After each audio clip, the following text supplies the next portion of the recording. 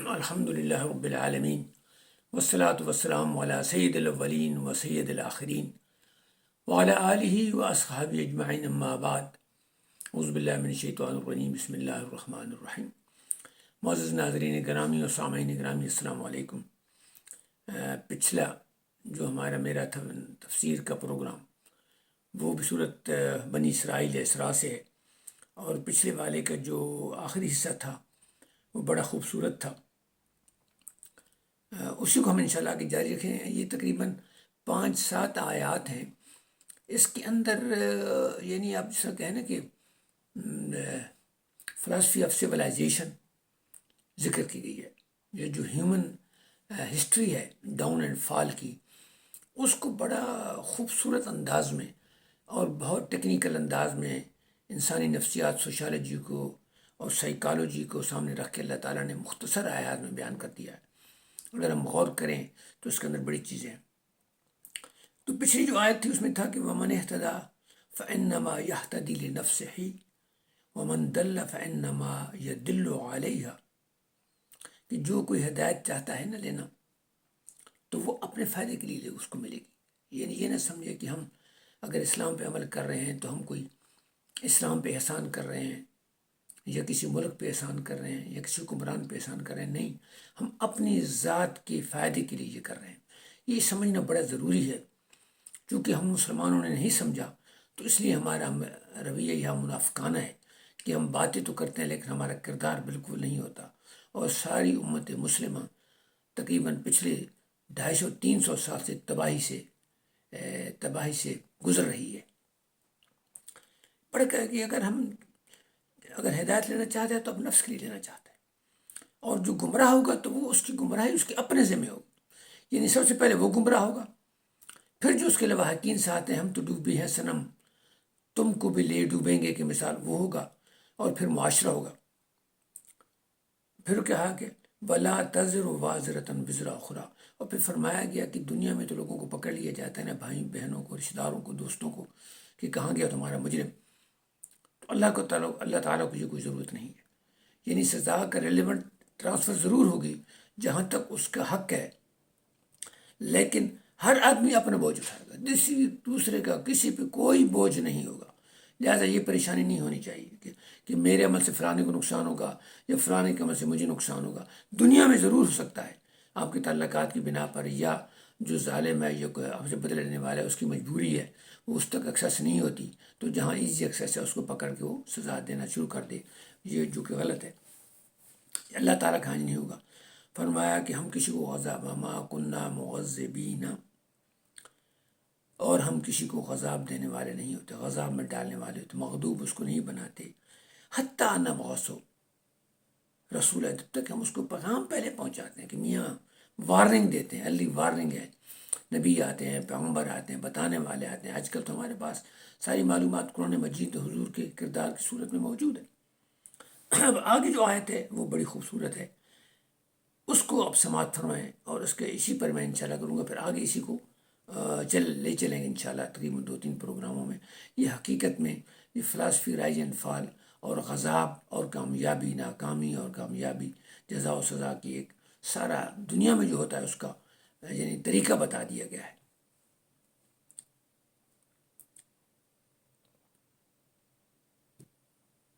وَإِذَا أَرَدْنَا أَن نُّهْلِكَ قَرْيَةً أَمَرْنَا مُتْرَ فِيهَا فَفَسَقُوا فِيهَا فَحَقَّ عَلَيْهَا الْقَوْلُ فَدَمَّرْنَاهَا تَدْمِيرًا۔ وَكَمْ أَهْلَكْنَا مِنَ الْقُرُونِ مِن بَعْدِ نُوحٍ وَكَفَىٰ بِرَبِّكَ بِذُنُوبِ عِبَادِهِ خَبِيرًا بَصِيرًا۔ یہ 2 آیات ہیں، بڑا اس میں خوبصورت بیان ہے، اور اس میں ایک حدیث بھی میں انشاءاللہ پیش کروں گا۔ وَإِذَا أَرَدْنَا أَن نُّهْلِكَ قَرْيَةً، کہ جب ہم کسی سوسائٹی کو، کریے گاؤں سے اللہ تعالیٰ کی دنیا ساری ایک گاؤں ہے، جب ہم کسی معاشرے کو، جب اس کی ہلاکت کا وقت آ جاتا ہے، یعنی اللہ تعالیٰ ہلاک نہیں کرنا چاہتے، لیکن اللہ کا جو پروگرام ہے اس میں انسان کے کردار کی بنیاد پر، انسان کے افعال کی بنیاد پر جو اس کے علم ازلی موجود تھا، لکھا ہوا ہے کہ یہ معاشرہ اتنے تک صحیح جائے گا، اس کے بعد اس معاشرے کی یہ کیفیت ہو جائے گی، یہ کیفیت ہو جائے گی، وہ سارے علم ازلی کی بنا پر، اور بندے پھر اسی طرح، وہ معاشرے اسی طرح عمل کر کے اس کو ثابت کر دیتے ہیں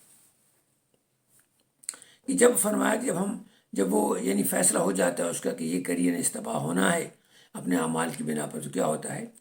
امرنا مترفیہا ففسقوا فیہا، تو جو ان میں آسودہ حال لوگ ہوتے ہیں، جو ان میں ان کے رہبران ہوتے ہیں، جو ان میں ان کے لیڈر ہوتے ہیں، وہ جو ہے وہ فسوق کرنا شروع کر دے، وہ فاسق و فاجر بن جاتے ہیں، یعنی ان کے قول اور فعل میں تضاد ہو جاتا ہے، وہ دھوکہ دینے والے بات کہتے اور ہیں، کرتے اور ہیں، کہتے عدل ہیں، کرتے ظلم ہیں، کہتے سچ ہیں، بولتے جھوٹ ہیں، کہتے ہم غریبوں کے ساتھ، غریبوں کے ساتھ نہیں، کہتے ہم عدل کریں گے، عدل نہیں کرتے ہیں، جب ان کے ذاتی مفادات آتے ہیں تو عدل کو بالکل چھوڑ دیتے ہیں، پھر کیا ہوتا ہے؟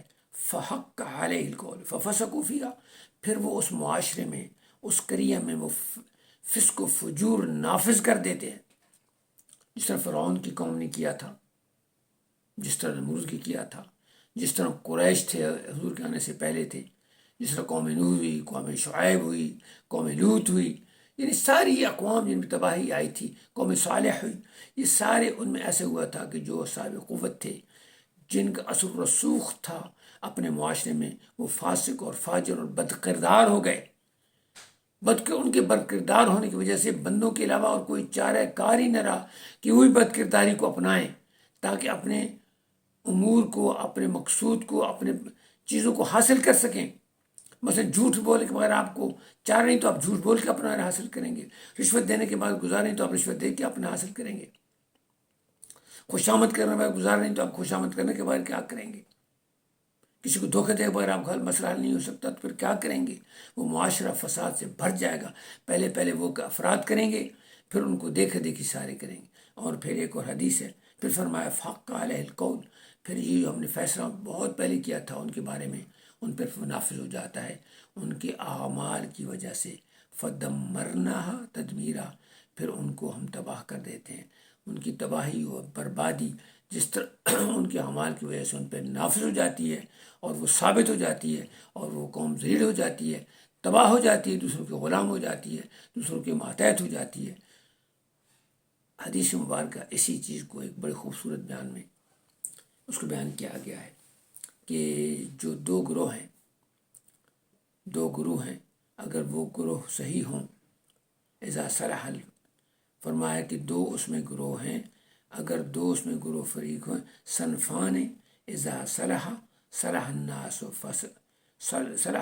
کلہ، و اذا فسد الناس کلہ وہو الامراء والعلماء، فرمایا کہ دو قسمیں ہیں معاشرے میں، دو طبقے ہیں معاشرے میں، دو قسم کے وہ ان میں سے اگر فاسد ہو جائیں تو سارا معاشرہ فساد سے بھر جاتا ہے، اور اگر وہ اچھے ہوں اور اصلاح پسند ہوں تو سارا معاشرہ اصلاح اور برکت سے بھر جاتا ہے، اور وہ کیا ہے؟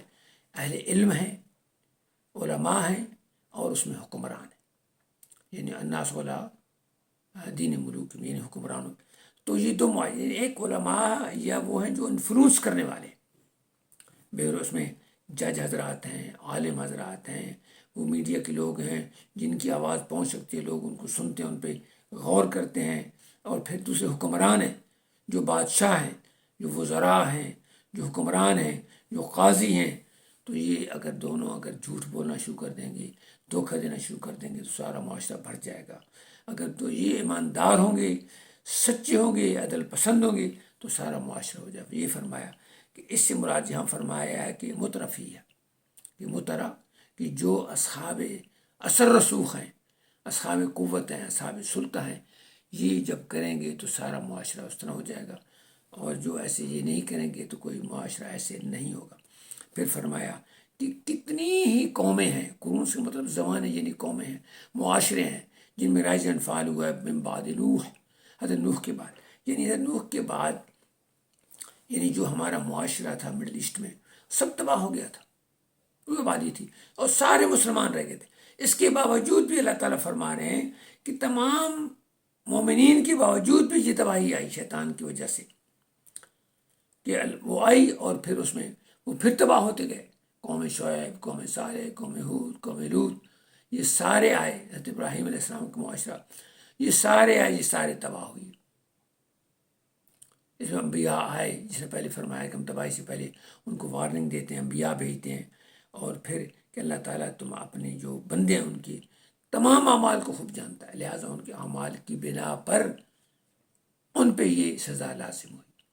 تو یہ ہے rise and fall of the nation کی فلسفی، کہ انسان اپنے معاشرے میں خود تباہی لاتے ہیں اور اس تباہی کے سبب میں وہ معاشرہ ختم ہو جاتا ہے.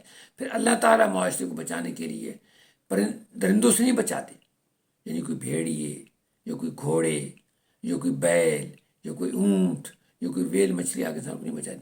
پھر انسان ہی آتے ہیں دوسرے معاشروں سے جو ممکن ہے بعض اوقات ان کی طرح گندے کردار کے نہیں ہوتے، فاسق فاجر بہتر ہوتے ہیں، اور بعض اوقات وہ انہیں کی طرح ظالم ہوتے ہیں اور ان کو پھر ان کے ظلم کی سزا دیتے ہیں. پھر اسی معاشرے کے اندر ہی سے پھر مصلح پیدا ہو جاتے ہیں جو ان کو ٹھیک کرتے ہیں. وہ اولیاء اور انبیاء کا گروہ پیدا ہو جاتا ہے جو اس معاشرے کو خود ٹھیک کرتا ہے، جس طرح حضور نے کیا، جس طرح حضرت موسیٰ نے کیا، وہاں سے لے کے چلے گئے، جس طرح حضرت نوح نے کیا، تو وہ ان کو بہتر کر دیتے ہیں. تو یہ رائز اینڈ فال ہے. اگر ہم دیکھیں پچھلے 300 سال سے، تو پہلے ترک اچھے تھے تو انہوں نے خلافت قائم کی. جب وہ بد کردار ہو گئے تو انہوں نے خلافت ڈبو دی، اور ان کے جو حکمران تھے وہ فاسق و فاجر تھے. ان کو اصلاح اور عدل کا کوئی اہتمام نہیں تھا.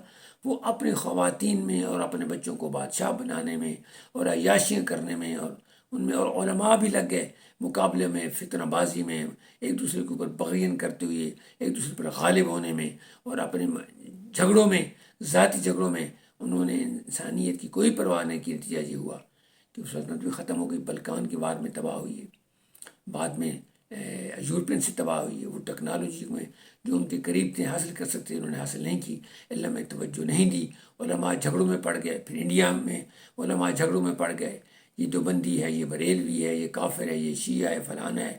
پھر وہ چیز چلتی گئی، پھر اس کو بھڑکا دیا سامراج نے، اور پھر آج ساری امت مسلمہ غذاب میں.